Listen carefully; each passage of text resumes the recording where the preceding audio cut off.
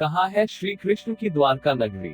भगवान कृष्ण को विष्णु का 8वां अवतार कहा गया और उनकी द्वारका नगरी के बारे में हम सब ने सुना है, मगर द्वारका नगरी अब कहाँ है?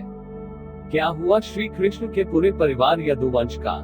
चलिए जानते हैं इस वीडियो में। भगवान श्री कृष्ण ने महाभारत के समय में एक नगरी बसाई थी जिसका नाम द्वारका था। उस नगरी के चारों तरफ विशाल दीवारें थी और कई द्वार थे, इसलिए नगरी का नाम द्वारका था। यहाँ द्वारका नगरी में सभी प्रजा बहुत सुखी और समृद्ध थे। भगवान कृष्ण अपनी सभी रानियों और संतानों के साथ वहाँ रहा करते थे। भगवान श्री कृष्ण की कुल 16,108 रानियां थी और हर एक रानी से उनके 10 संतान थी। तो समझ जाइए कितना बड़ा परिवार था श्री कृष्ण का। मगर यह परिवार कैसे खत्म हुआ? असल में महाभारत के युद्ध के बाद जब युधिष्ठिर को राजा बनाया जाने वाला था, तब गांधारी, जिनके सभी 100 पुत्रों की मृत्यु युद्ध में हो गई थी, जिसके लिए वो श्री कृष्ण को दोषी मानती थी, तब उन्होंने क्रोध में आके श्री कृष्ण को श्राप दे दिया कि जिस तरह उनके कुरु वंश का नाश हुआ है, उसी प्रकार श्री कृष्ण तुम्हारे वंश का भी नामो निशान मिट जाएगा। 35 सालों बाद द्वारका में हर रोज ही अपशगुन होने लगे। तभी श्री कृष्णा को ज्ञात हुआ धीरे धीरे गांधारी का श्राप साबित हो रहा है। तो उन्होंने सब युवाओं के साथ तीर्थ यात्रा करने का निर्णय लिया।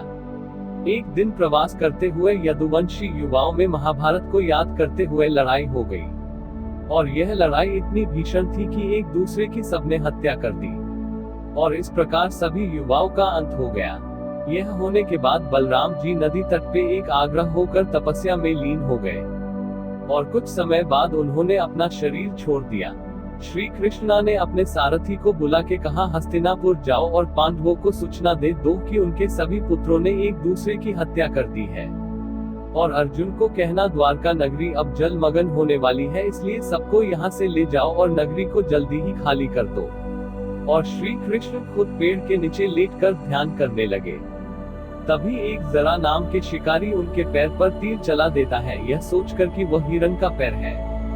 जैसे ही उस शिकारी ने देखा कि उसने गलती से श्री कृष्णा के ऊपर तीर चला दिया है, वह बहुत रोने लगा और क्षमा मांगने लगा।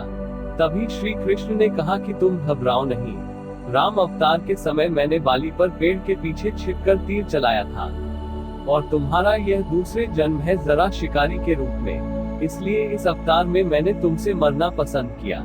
इसमें तुम्हारी गलती नहीं है, यह सब मेरी इच्छा से ही हो रहा है।